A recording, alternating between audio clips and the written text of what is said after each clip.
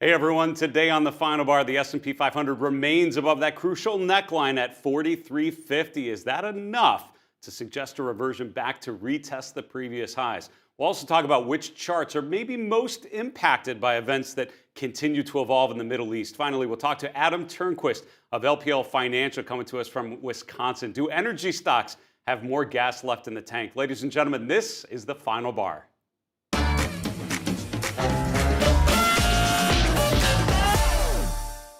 Hey everyone, welcome to the final bar. I'm your host, Dave Keller. I'm the Chief Market Strategist here at StockCharts.com in a rainy Redmond, Washington. Thanks for joining us every weekday after the close as we break down the market activity using the best practices of technical analysis. The technical toolkit is really designed to help you quantify what is happening in the markets around you by quantifying investor behavior. I was taught that stocks move because investors get excited, they get desperate, they're fearful, they're greedy. All of those emotional influences impact their buy and sell decisions. By aggregating those buy and sell decisions in the form of price analysis, we can quantify what investors as a cohort, as a group are thinking. And I would argue that following trends, identifying momentum shifts, and focusing on inflection points that the charts make very, very obvious, a great way to try to make sense of the markets at any point, but certainly in uncertain times like we are navigating right about now. We'll talk about some of the charts that I think are most affected by the building, conflict in the Middle East.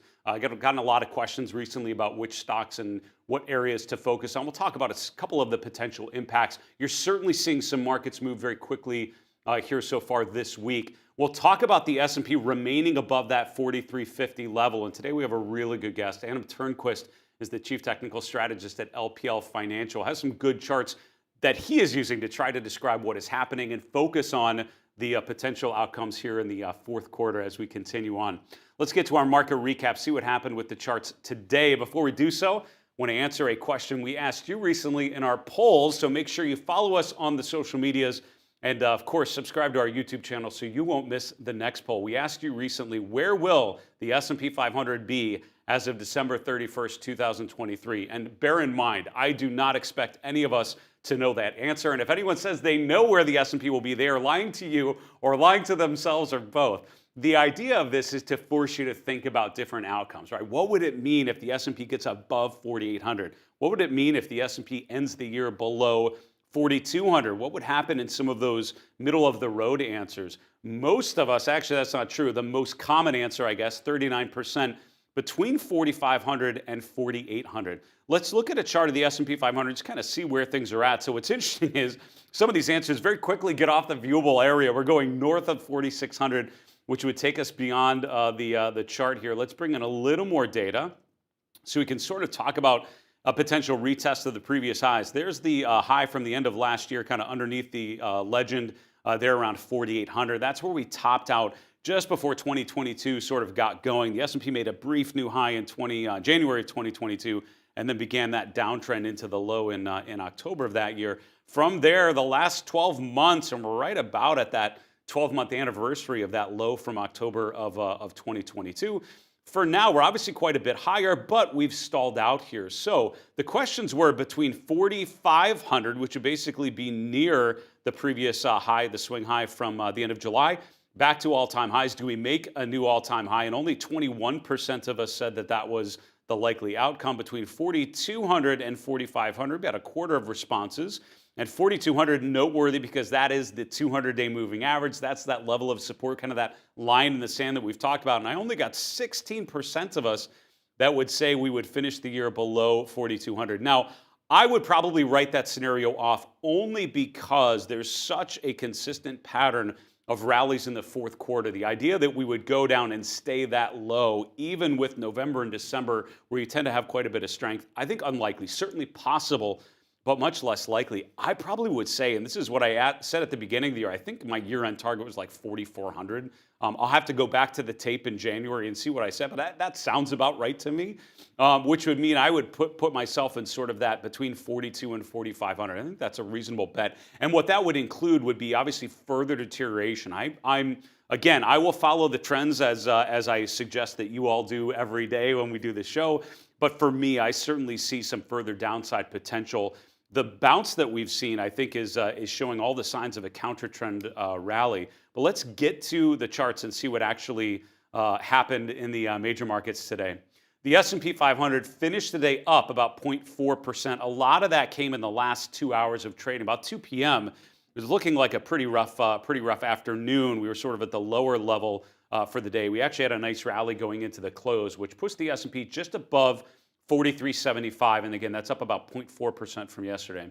The NASDAQ Composite up about 0.7%, just below 13,700 for the NASDAQ Composite. The NASDAQ 100, about a similar gain to the upside. Mid caps and then small caps all positive, but not as much as the S&P. We had a great conversation yesterday with Doug Ramsey of the Luthol Group, talking about the lack of participation in the small cap space, which has been a chronic issue in 2023. The S&P 600 up about 0.2%, so underperforming the S&P, but hanging in there just fine.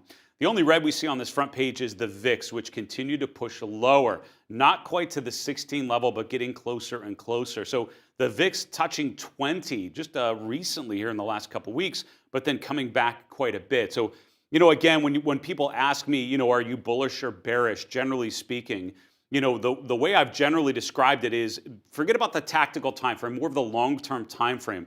S&P 4200, the 200-day moving average, the VIX below 20. Those are all sort of things are still okay kind of data points. The S&P below 4200, the VIX above 20, that is what a further deterioration would most likely look like. So until we see those things happening, I'm hesitant to describe this as a really negative market environment, but those are the levels I would probably be paying attention to. We'll look at a chart of the S&P here in a minute to get a little more context behind what I just said. The interest rate environment continuing to pull down a little bit, right? So the 30-year yield down about 90 basis points to 474, we'll call it. 10-year yield finished today just below 4.6%. That's about where 5-year yields are as well. Now, the short end of the curve obviously still pretty elevated, so we have that inverted yield curve, which has really been the conditions we've been in for quite some time now. Going to have a great discussion with today's guest, Adam Turnquist, about interest rates and this reversion, this change that we've seen here in the last week. Is that the beginning of something more significant? Dollar index essentially flat from where we were yesterday. Commodities had a really good presentation yesterday, a really good conversation with the members of the Canadian Association for Technical Analysis. So shout out to CATA and my friends up north in Canada. Had a great discussion, what I called the seven habits of highly successful investors. And we went through a bunch of different things, and some of the questions we had at the end related to the commodity space. We talked about the GLD, talked about gold prices, which have bounced a little bit. The GLD up another 0.7% today. Silver prices up about 1%. But overall, again, commodities have been pulling back quite a bit. Crude oil prices continuing to come off a bit, with the USO down about 1.4%. Finally, cryptocurrencies kind of continuing to pull back here. Bitcoin well below 27,000, currently around 26,700. It's down about 2.4%. Ether prices have now dipped below 1,600, remaining below that level. So mixed overall, but a little more red than green on the cryptocurrency charts through the course of this week. Finally, before we go proclaiming a new bull market phase with everything kind of back to normal, let's just reflect on the fact that the two top sectors today were about as defensive as you can find. Real estate, number one, up 2%. Utilities up 1.6%. Now, the thing about real estate and utilities, can utilities lead in a bull market? Yes. I want to say like 2014 was an example where utilities were the top sector through the year, even though the markets overall were positive. So it has happened. But generally speaking, particularly institutional investors, you own utilities and REITs when you don't want to own something else, right? When you're kind of going risk off, getting more defensive, that's where you tend to rotate to. So I'm a little skeptical when I see a big up day and it's real estate and utilities, probably the most boring, not sexy, but more defensive, more hiding out type of sectors at the top of the list. Now, right after that, we have technology up 0.9%, same for communication services. On the bottom, we only had 3 of the 11 sectors finishing in the red. Energy down 1.2%. Consumer staples, another fairly defensive sector, down 0.7%. And healthcare down 0.4%. We'll look briefly at a chart of the S&P 500. I'm going to talk with Adam Turnquist in a little bit about the S&P in a little more detail, but let's just reflect on what has happened. We'll talk about the conclusions after this, but the S&P for now bouncing off of that 4,200 level. Didn't quite get there, but as we neared the 200-day moving average, as we neared this first Fibonacci support level, which is kind of comprises this purple shaded area. We've now bounced higher. We're now back above this neckline, 43.50. It looked like today was actually going to rotate back lower, but that nice rally into the close finished the day near the top of the trading range. I would note that the RSI still in a bearish phase, right? And what I mean by that is in a bullish phase, generally speaking, you become overbought on rallies, and when you pull back, you rarely get below an RSI of 40. In a bearish phase, you have the opposite. You often become oversold on pullbacks, and on rallies, you rarely get above an RSI of 60. So one of the things I would certainly be looking for right about now is if this rally would continue through the course of the week, does the RSI get above 60? Does it stall out there again? And if it stalls out there, that's probably would be a really important point to note, suggesting that this is more of a counter trend move before this downtrend would continue. So RSI in some ways can be thought of as a little more of a leading indicator. A lot of my toolkit is more of a trend following toolkit, just trying to define the trends and follow those.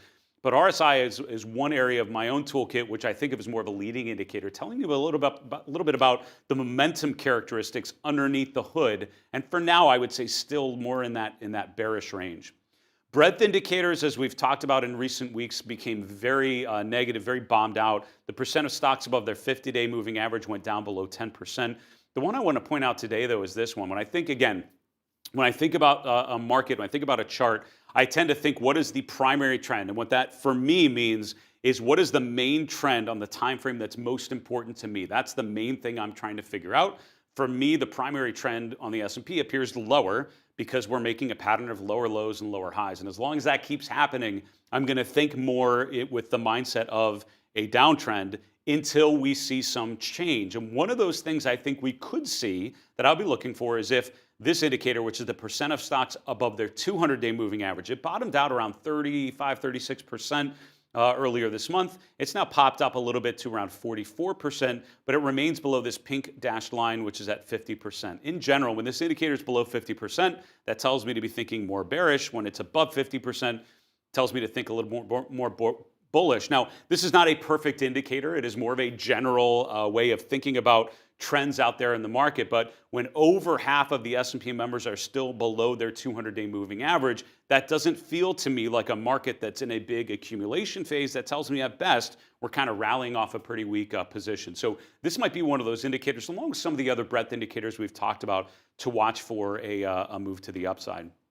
Now, just briefly, and I'll say this because we've had some questions recently about what charts are most meaningful or most impacted, most important to watch given the escalation of events in the Middle East. And again, it's a challenging, obviously, series of events and certainly a volatile situation there. So what charts to watch? Besides just the S&P and looking at the general movement and things, I immediately think of a couple areas of the market. One would be defense stocks. So anytime you have sort of a military-related event of some sort, defense names like General Dynamics sort of stocks tend to have a bounce. Northrop Grumman, NOC type of charts tend to bounce because there's this expectation there will be additional defense spending. These companies are most likely going to be a part of some sort of activity going forward.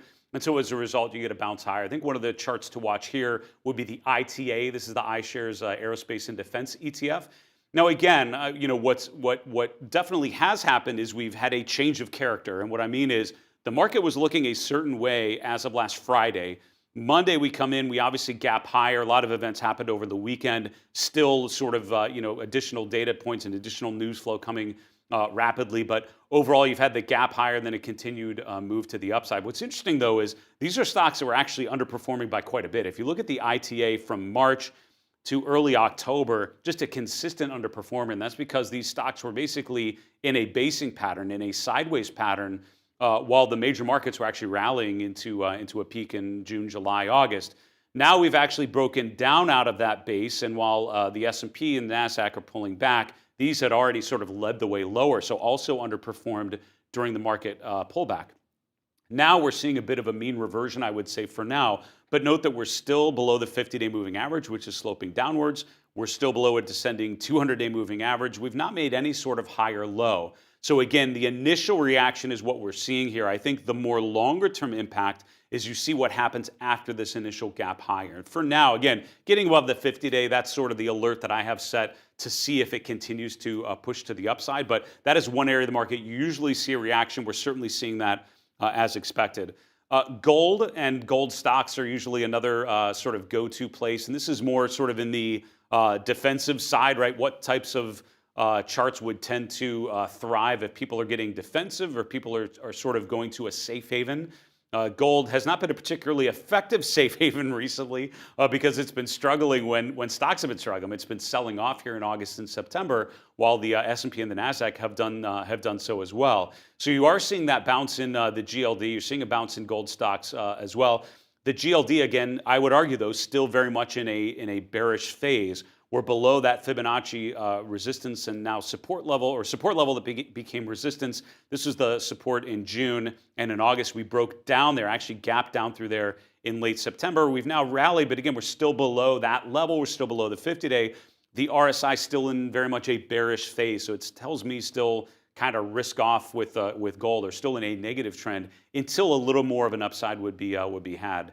And then bond prices or yields would be the other thing. Here's the TLT, and again, you're getting that bounce off of the swing lows. Again, I'm seeing this as a bounce off of a very oversold level. The trend still appears to be down. So each of those things that I just showed you, they're coming off of very beaten down levels. So this has not been an area of strength in the market. You're seeing bounces in those areas, given, I think, in no small part based on what's happening with unfolding events in the Middle East. I still think there's a lot to prove with some of those as being sustainable rallies. For now, they're at the very least good counter-trend rallies. Now, speaking of rallies, as I was scanning through stocks making new swing highs and new swing lows earlier today, a lot of software names. That was actually one of the biggest groups represented. Industrials, things like defense, aerospace names, heavy construction, machinery types of stocks, and also software, and SNPS, Synopsys, breaking out this week, right? Breaking above resistance around 470, continuing to push to the upside.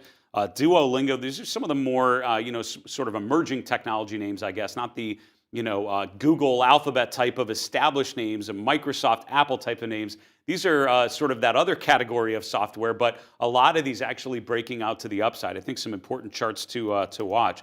Some of the most interesting ones that I found on my scan for new swing highs were charts that I would probably loosely describe as a fat pitch chart. A fat pitch, now that we're sort of in the baseball playoff time of the year, fat pitch would be a strong long-term trend, short weakness in the or short-term weakness, pulling back to an ascending 50-day moving average. This is AIT, which is in the industrial sector. It's a mid-cap industrial name. Look at how we've made higher highs, but we've pulled back to the 50-day moving average a number of times here, once again sort of pulling back and retesting those previous highs. There are charts like this out there. Despite what you think about the broader market conditions, potential causes of weakness, it's encouraging to me that when you scan for stocks making new swing highs, there are names that come up, quite a few actually, even in months like August and September. That's it for our market recap. We're going to bring on today's guest, Adam Turnquist, here in a few moments. Before we do so, a couple quick announcements. First off, we welcome your questions. We actually have the chat open right now. If you're watching the video live, feel free to drop questions in our chat at any point during the show. We may not get to them during the broadcast here today, but we will take all of them, think about them for future shows, and also, of course, put them in the Final Bar mailbag, where we draw a lot of our questions a couple times a week. The mailbag will be going this Friday on this Friday show. We'd love to feature one of your questions. You can also email them to us at thefinalbar@stockcharts.com. You can tag us in a comment on X at FinalBarSCTV is our handle there, and of course on our YouTube channel. Use the chat, use the comments below any of the videos that you're watching. We'll gather all of those and hope to answer one of your questions the next time we bring them up on the show. We had a great live Q&A earlier today. It was a lot of fun. We went kind of all over the place. We talked about technical patterns. We talked about certain groups, talked about some macro inputs, and everything else in between. That was actually our last live Q&A for now. We're going to start incorporating that into this show. So starting Monday, part of the show will be a live Q&A. So every Monday for the foreseeable future, I hope you will tune into our show live, because you'll have the opportunity to ask questions. We'll do a brief market recap, and then we'll drive the show from the questions and the live Q&A. We appreciate so much all of you joining the live Q&A, giving us some great feedback about how we were doing it, and we were excited to incorporate that directly into this show, The Final Bar. I want to welcome on today's guest, Adam Turnquist. Adam's the Vice President and Chief Technical Strategist at LPL Financial, recently relocating to Green Bay, Wisconsin.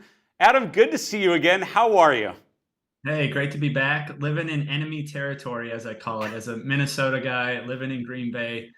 It's a little treacherous around here on Sunday, especially with my wife being a diehard Packers fan. So I not a didn't want great. to I didn't want to bring that up, but I did think about I did not remember you as being a Packers fan. I can imagine that's an interesting it's an interesting experience. So be strong, hang in there, Adam. Let's talk about the markets here. We talked in our market recap about the S&P. It's a big question mark, I think, for a lot of investors, right? Is this pullback phase done? Is it now an all clear? Is it still a cloudy position? How do you interpret what we've seen here in the last couple of weeks for the S&P? Yeah, that's really the big question right now, especially probably the number one question I'm getting from advisors here at LPL is this a sustainable capitulation, or is this really just a relief rally off oversold levels? Of course, we were very oversold coming into last week with the S&P 500. You talked about RSI hitting those oversold levels.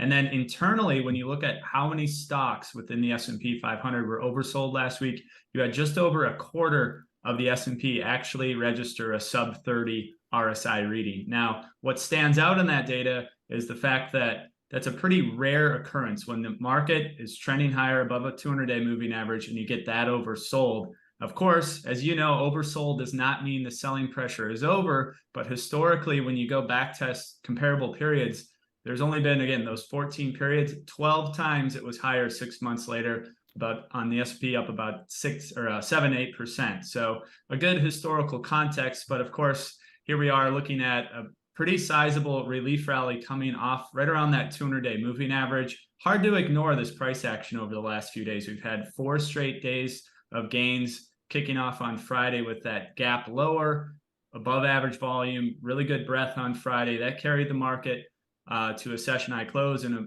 bullish engulfing candlestick. We had follow through on Monday, Tuesday, and even today, despite some of the negative headlines. So we're seeing the market move higher despite some negative headlines. Still more work to do, though. We can't really wave the white flag and say we're going to go back to that July 31 high. Some levels that we're watching, that 50-day moving average hanging overhead at 44.11. And then you have 44.50. I think that's really going to be a key level for the market. That goes back to those June highs and then a downtrend that's emerging off the July 31 high. So if you connect the head and the right shoulder of that alarming head and shoulders top formation that you talked about, that would reverse that emerging downtrend. I think a pretty good sign for the market. And last but not least, you mentioned breadth on the market. Pretty underwhelming. You have less than half the index above the 200-day. Now, historically, sub 50% readings in that indicator suggest negative returns ahead. So not what you want to see and not a characteristic of a strong bull market when you're at 44% as of today. So that's how we're looking at things. Again, it looks constructive on a short-term basis, but I think we're still looking for more evidence, especially in breadth, when we're looking at for a sustainable move higher here.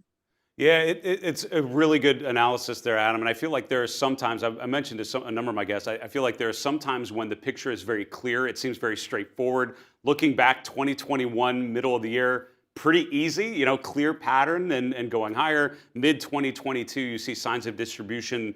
Here's where it gets a little murky, right? And you sort of have mixed results. Now, a big part of the story in 2023, of course, has been rising rates. Bond markets selling off, and you've seen the 10-year, getting nearer and nearer, not quite getting to 5%, but getting close there.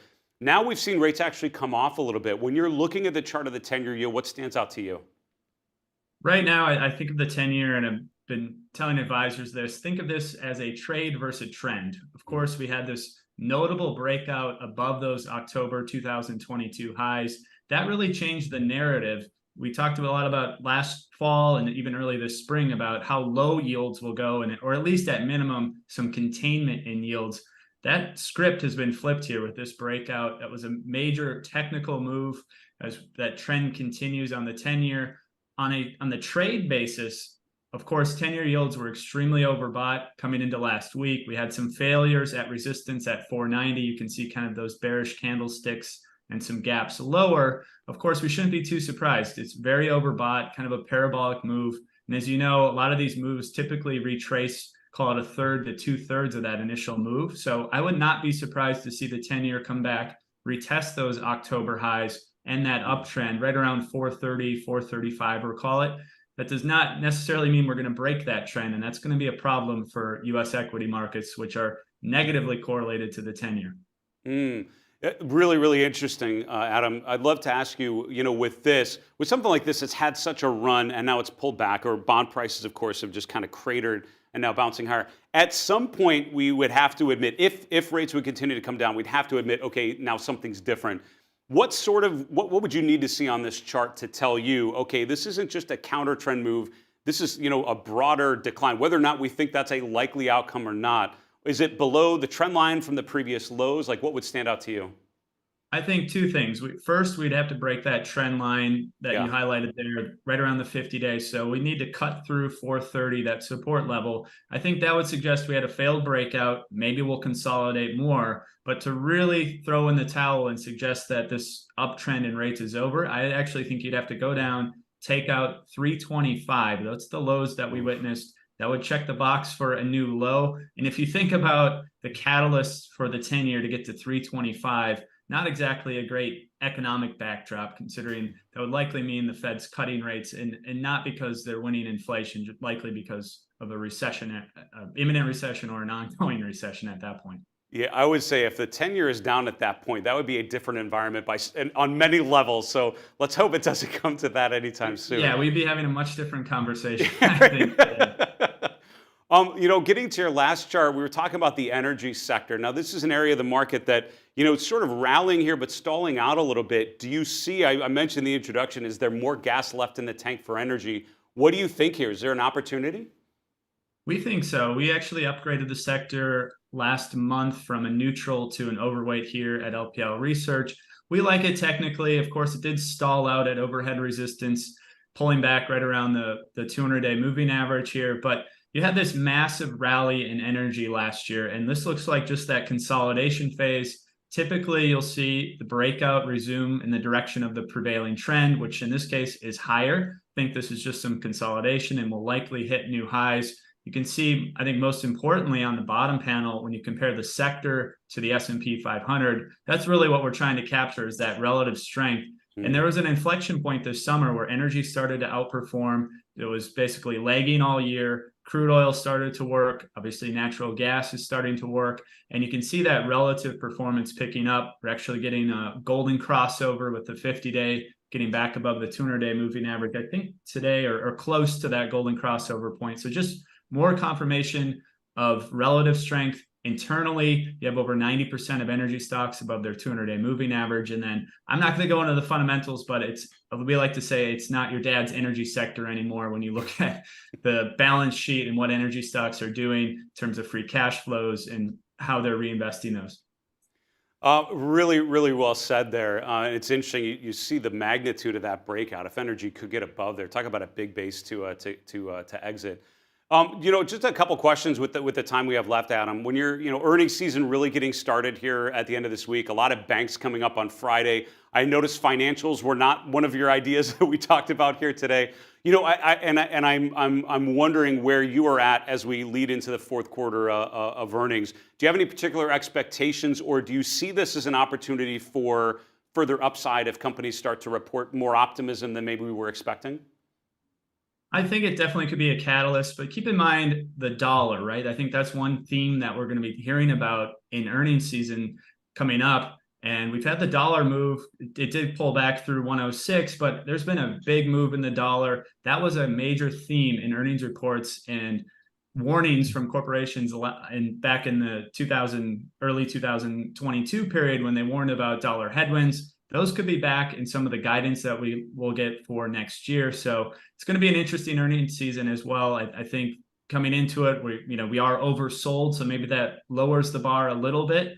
But I think it's kind of a make or break moment, I think, for the market with earnings season coming up. Of course, seasonals could help as well, coming into the best quarter for the S&P 500. I think it's up about 4.2% on average, going back to 1950, if I remember correctly. Yeah, no, really good point on the dollar. I'm glad you brought that up, Adam. You also mentioned seasonality.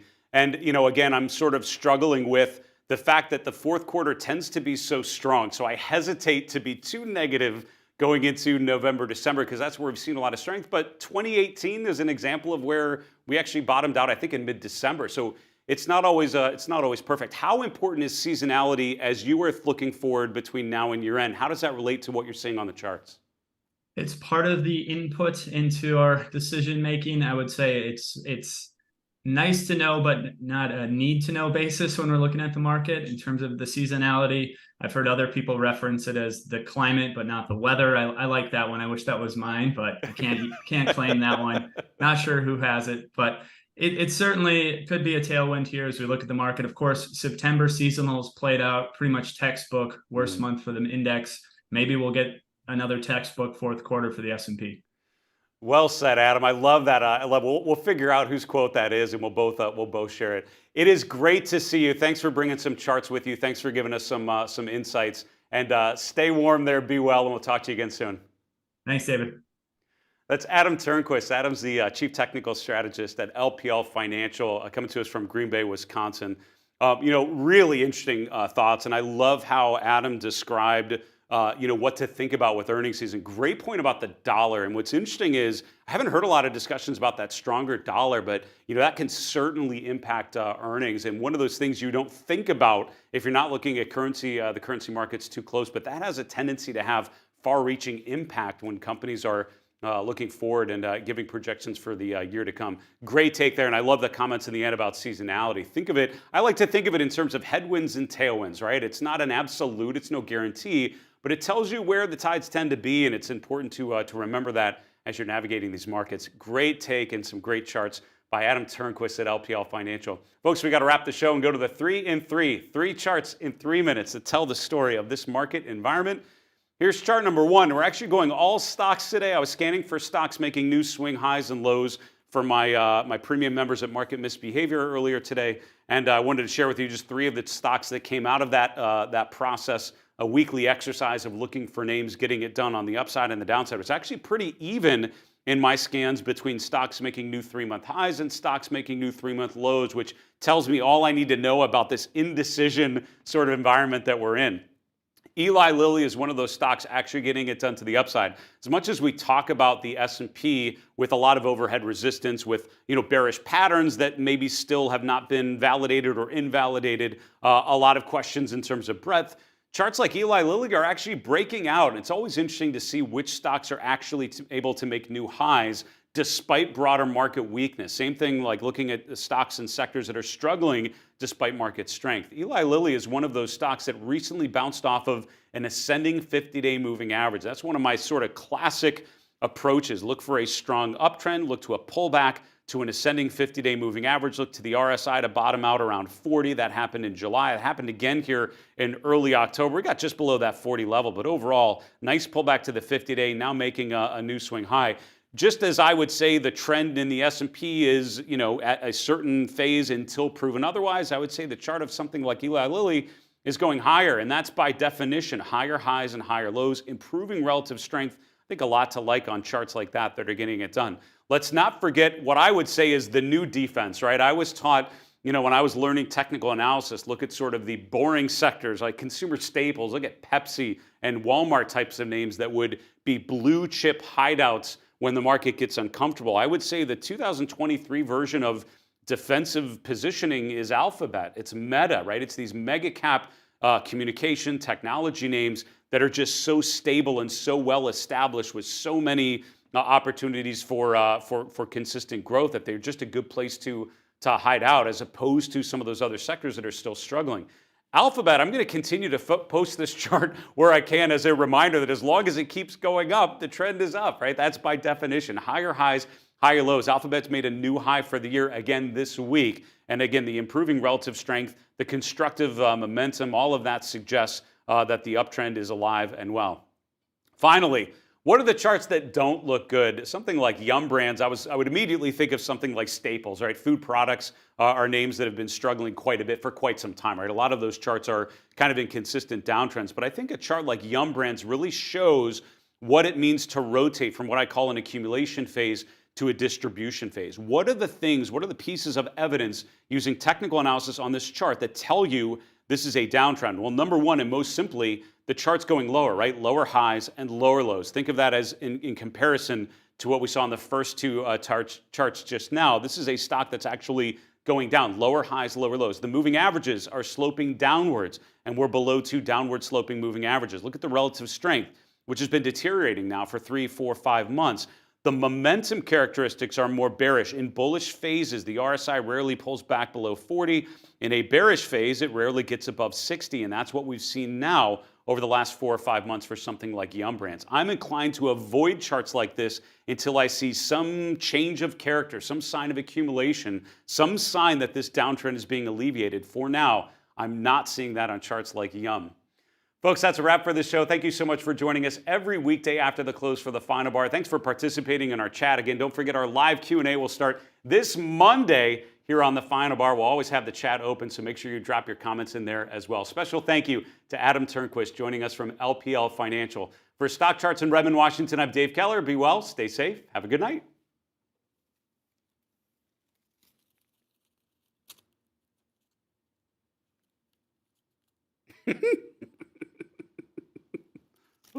I love that.